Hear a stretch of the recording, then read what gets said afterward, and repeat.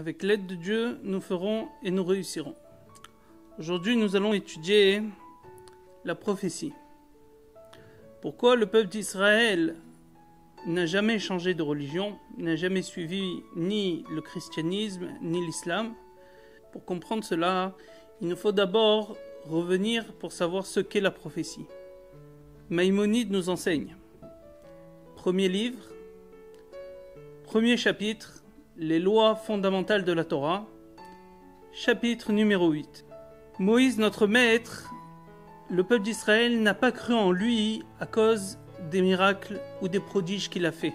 Parce que tout simplement, une personne qui va croire en un prophète, parce que le prophète a fait des prodiges ou a fait des miracles, c'est une croyance qui a un défaut, qui n'est pas stable. Car une croyance qui est basée sur des prodiges ou sur des miracles n'est pas une croyance qui est solide. Comment ? C'est possible que la personne qui prétend être prophète, en fait, n'est pas un prophète. Et les prodiges et les miracles qu'il a fait, ils ne viennent pas de Dieu. Peut-être c'est par magie ou sorcellerie, ou peut-être cet homme-là, il a un don spécial, peut-être c'est un prestidigitateur, un illusionniste, que sais-je. Toi, tu viens prétendre maintenant que tu parles au nom de Dieu. Mais qu'est-ce qui me prouve que tu viens réellement au nom de Dieu? Qu'est-ce qui me prouve que tu ne mens pas? Qu'est-ce qui me prouve que ce que tu dis est vrai? Comment je peux savoir? Moïse, le peuple d'Israël, y croyait en lui, mais pas d'une manière totale. Tous les miracles que Moïse a fait en Égypte, c'est des miracles qu'il a fait non pas pour appuyer sa prophétie, pour appuyer son autorité en tant que prophète. Non, il a fait ces miracles parce qu'il y avait une nécessité. Les enfants d'Israël avaient soif, il a fait sortir de l'eau du rocher. Les enfants d'Israël avaient faim, il a fait tomber la manne dans le désert. Chaque fois qu'il y a eu un miracle, le miracle venait répondre à une nécessité et ne venait pas pour renforcer l'autorité prophétique de Moïse. Qu'est-ce qui a décidé les enfants d'Israël à le croire? C'est le don de la Torah. Le don de la Torah sur le mont Sinaï, il a fait que, à ce moment-là, les enfants d'Israël ont dit maintenant on est sûr et certain que toi, Moïse, tu es bien envoyé par Dieu, que c'est le Saint béni soit-il qui t'a envoyé. Parce que c'est Dieu lui-même qui est descendu. Et qu'est-ce que Dieu a dit? Je suis l'Éternel ton Dieu qui t'a fait sortir d'Égypte, d'une maison d'esclavage. Ça veut dire quoi? Ça veut dire que tout ce qui s'est passé en Égypte, à travers Moshe, à travers Moïse, c'est moi qui l'ai fait. Donc ce n'est pas un témoignage ou quelque chose dont on aurait entendu parler. C'est quelque chose qu'on a vu de nos yeux. On l'a vu de nos yeux, on l'a entendu de nos oreilles. Et ce n'est pas une ou deux personnes. C'est le peuple tout entier qui témoigne. Le peuple d'Israël dit « J'ai vu Dieu, je l'ai entendu ». On parle de plus de 1 200 000 personnes. Ce n'est pas des cas particuliers qui parlent. C'est réellement tout un peuple. À partir maintenant du moment où Dieu se dévoile et qu'il confirme la véracité de Moïse en tant qu'étant son prophète, alors on peut croire Moïse. C'est ce qui a marqué dans le verset « Vegam becha yaminu leolam » et en toi aussi, ils croiront pour toujours. Jusqu'à maintenant, ils croyaient Moïse. Mais ça veut dire quoi pour toujours? Pour toujours, ça veut dire que un jour, aujourd'hui, Moïse y fait des miracles, on le croit. Demain vient une autre personne qui fait elle aussi des miracles, mais qui dit l'inverse de Moïse. On peut le croire aussi. Moïse fait des miracles, lui fait des miracles, les deux se valent. Mais maintenant qu'on a vu Dieu, et qui dit que Moïse, c'est mon serviteur, de toute ma maison, c'est lui le plus fidèle, et que Dieu vient appuyer les paroles de Moïse, alors là, ça donne une autorité suprême aux paroles, à toutes les paroles de Moïse. Prenons par exemple, Dieu garde une personne qui est malade, cardiaque. Elle a besoin de prendre un médicament régulièrement.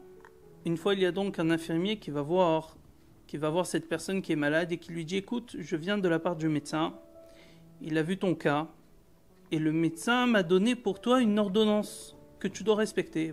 Ça, ce sont les médicaments que tu dois prendre.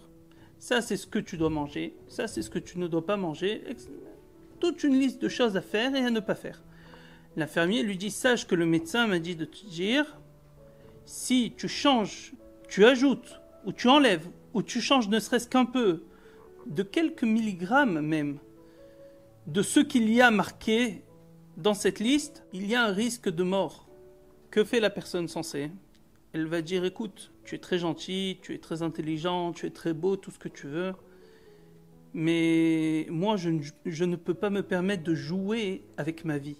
Je suis obligé de vérifier que ce que tu dis est vrai.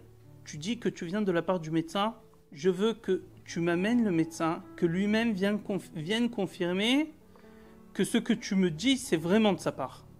Moi, je ne peux pas me permettre de jouer avec ce genre de choses. » L'infirmier appelle le médecin se déplace, il confirme, il dit non seulement tout ce que cet infirmier t'a dit est exact, mais en plus, sache que de toute ma maison, cet infirmier-là, c'est le plus fidèle, et sache aussi que tout ce que je te dis, c'est pour toujours. Donc on a l'infirmier qui vient et qui nous donne une ordonnance. Dans l'ordonnance, c'est marqué « Ceci sont des choses à faire pour toujours, pour toutes les générations. » Vient un jour un autre infirmier et ils prétendent venir au nom du médecin.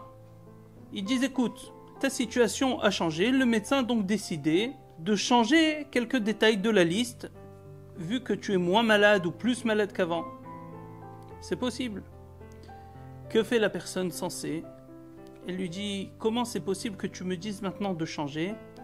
Voici que l'infirmier précédent m'a dit de ne jamais changer. Je veux bien te croire. Mais on parle de ma vie. C'est quelque chose de sérieux. Tu dis que tu es envoyé par le médecin. Le médecin ne m'a pas parlé de toi. Ni l'infirmier. Si tu veux que je te croie, puisque tu viens contredire ce que m'a dit le précédent infirmier, alors dans ce cas-là, tu dis que tu viens de la part du médecin. Amène-moi le médecin. »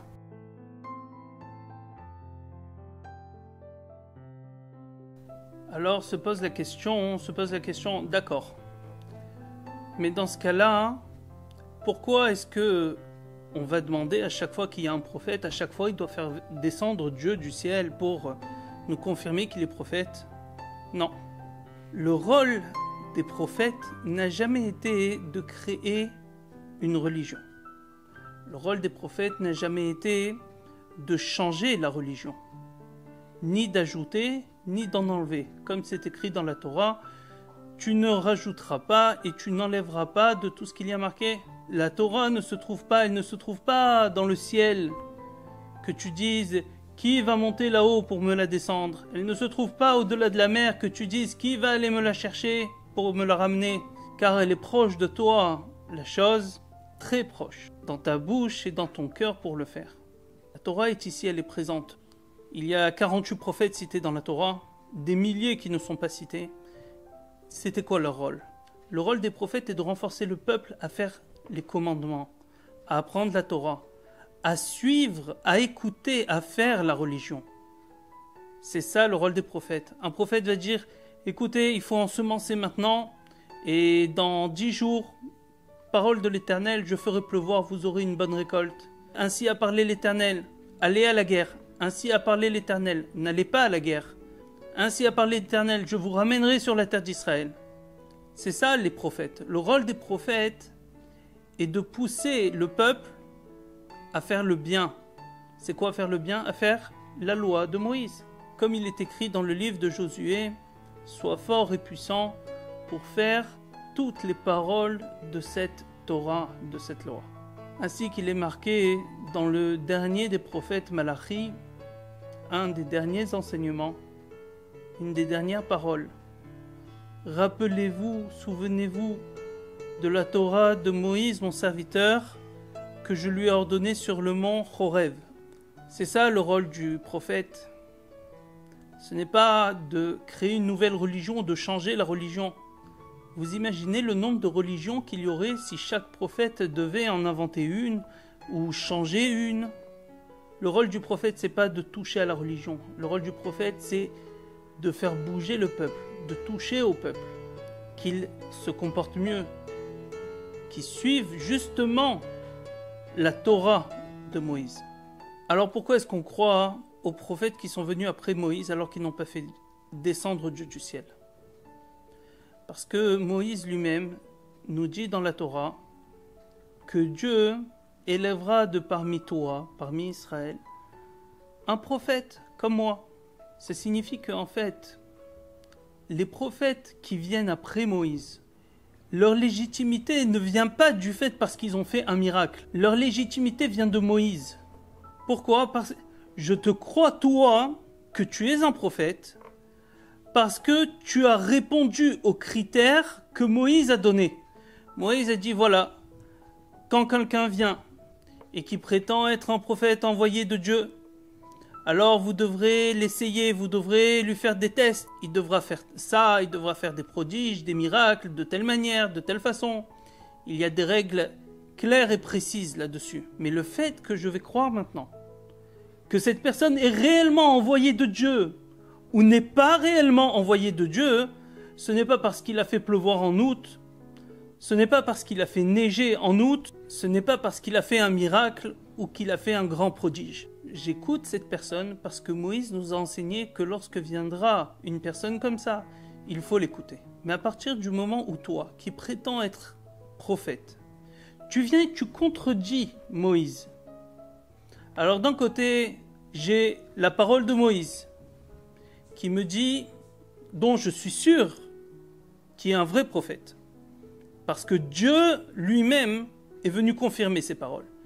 Donc j'ai Moïse, qui est l'autorité suprême, qui me dit « Tout ce que je te dis, c'est éternel ». D'un autre côté, j'ai un homme qui vient, qui prétend être envoyé par Dieu, mais qui va contredire Moïse. Qui j'écoute?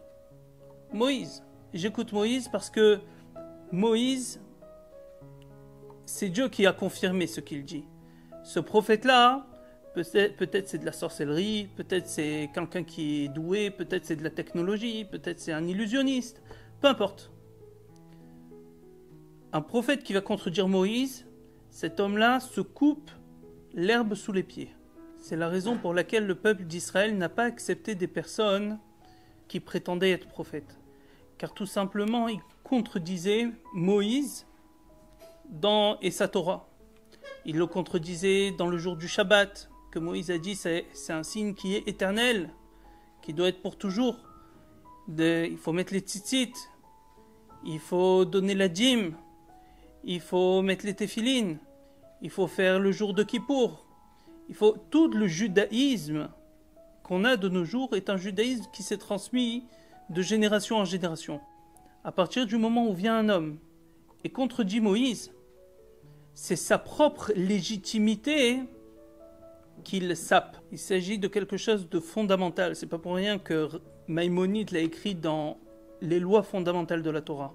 La prophétie et l'autorité des prophètes repose d'abord évidemment sur les signes et les prodiges qu'ils vont faire pour prouver la véracité de leurs propos, mais non pas seulement. Ça repose avant tout, la base de tout, c'est Moïse notre maître. À partir du moment où une personne va contredire Moïse, elle a perdu toute sa légitimité en tant que prophète. J'espère avoir été clair sur cette notion fondamentale, sur la parole de Moïse, l'importance des paroles de Moïse. Et en attendant le prochain cours, bénédiction et réussite.